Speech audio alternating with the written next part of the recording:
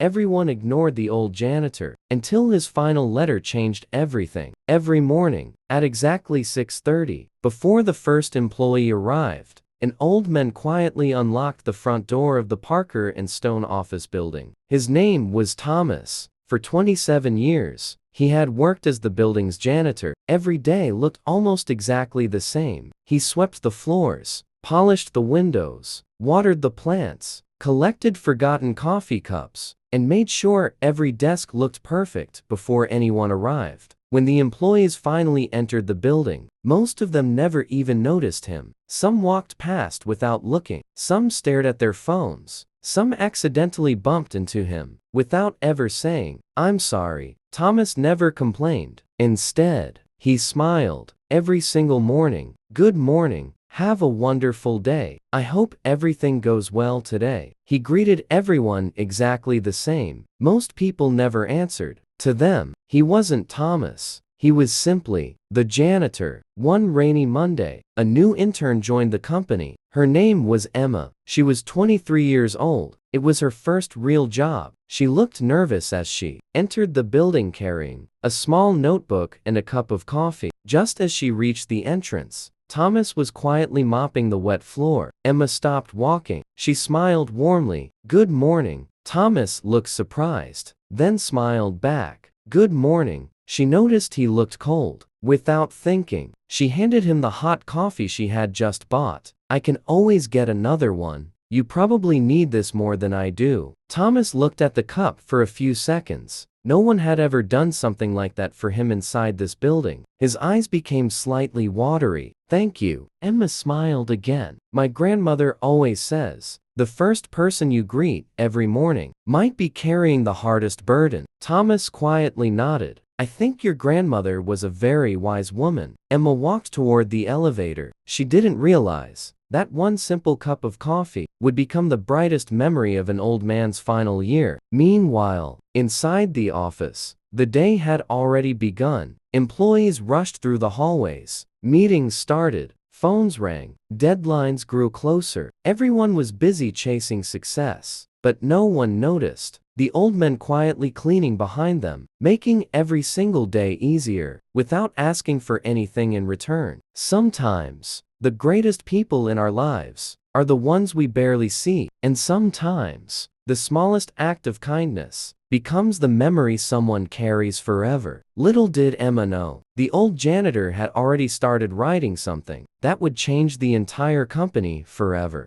The weeks slowly turned into months. Every morning, Emma greeted Thomas with a smile. Sometimes she brought him a coffee, sometimes a sandwich, and sometimes she simply sat beside him for 5 quiet minutes before work. She was the only person in the entire building who asked, "How are you today?" One afternoon, Emma noticed Thomas staring at an old photograph while eating lunch alone. She walked over. "Is that your family?" Thomas smiled softly. It was. The picture showed a younger Thomas, standing beside his wife, and a little girl holding his hand. "They were beautiful," Emma said quietly. "They still are," Thomas replied. "My wife passed away 12 years ago. My daughter, 5 years later." Emma didn't know what to say. "I'm so sorry." Thomas gently folded the photograph and placed it back into his pocket. Life teaches us something strange. When you lose the people you love, you begin looking for family everywhere. Emma looked confused. Thomas smiled.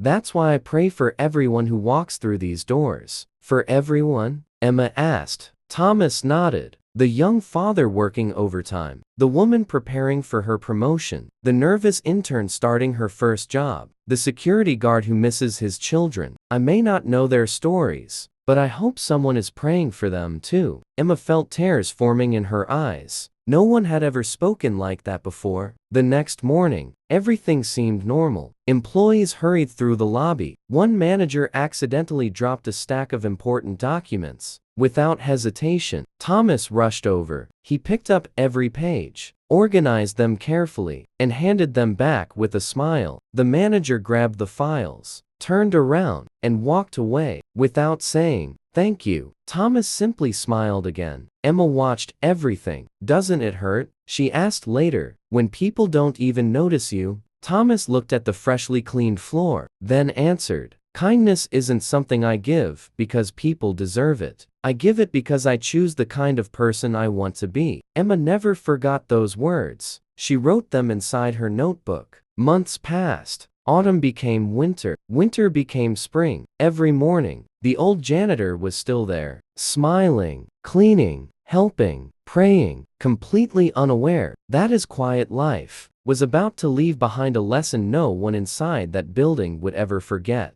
Then, one Monday morning, the lobby felt strangely quiet. The floors hadn't been cleaned, the plants hadn't been watered, the lights near the entrance were still off. Employees walked inside, confused. "Where's the janitor?" Someone shrugged. "Maybe he's sick." Most people simply continued walking. The meetings started. Emails were answered. Coffee machines filled every cup. By lunchtime, almost everyone had forgotten about him. Tuesday came. His cleaning cart remained exactly where he had left it. Wednesday, still nothing. On Thursday morning, the human resources director entered the conference room with tears in her eyes. "I have something very sad to share." The room became silent. "Our oldest employee, Mr. Thomas, passed away peacefully in his sleep last weekend." For a few seconds, no one moved. No one spoke. Many employees looked at each other, trying to remember his face. Some couldn't. The CEO slowly lowered his head. "I never even learned his last name," he whispered. Emma quietly covered her mouth. Tears rolled down her face. She wasn't crying because the company had lost a janitor. She was crying because she had lost a friend. After the meeting, the HR director walked toward the CEO. "We found something inside Mr.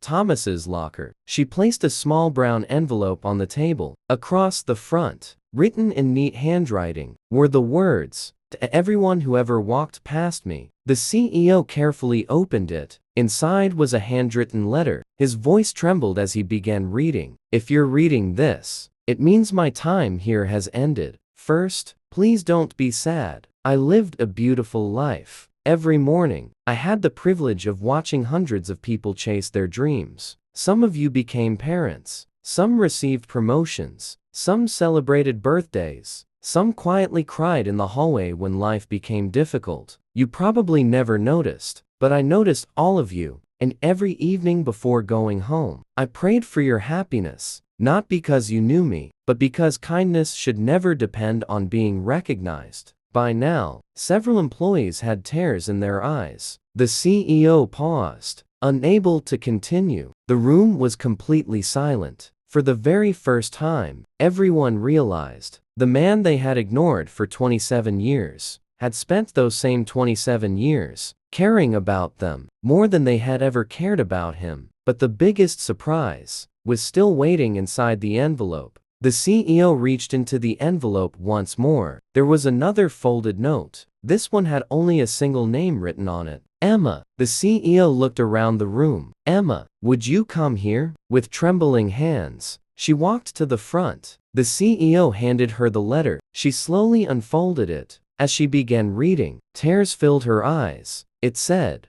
"Dear Emma, if you're reading this, then my journey has come to an end. Thank you, not for the coffee, not for the sandwiches, not for the conversations. Thank you for seeing a human being when everyone else only saw a janitor. You reminded an old man that kindness still exists. Never stop treating people with respect. One day, someone's life may become brighter simply because you smiled. The world doesn't need more successful people. It needs more kind people. Thank you for making my final year the happiest year of my life. Your friend, Thomas." By the time Emma finished reading, the entire room was crying. Even those who had never spoken to Thomas couldn't hold back their tears. Then, the HR director stepped forward. There was one more thing inside his locker. She placed a small wooden box on the table. Inside were hundreds of handwritten envelopes. Each one carried the name of an employee. Every single person had a personal thank you letter. Some letters congratulated people on promotions. Some wished them happiness after marriage. Some offered encouragement during difficult times. Thomas had quietly noticed every smile, every struggle, every victory. For 27 years,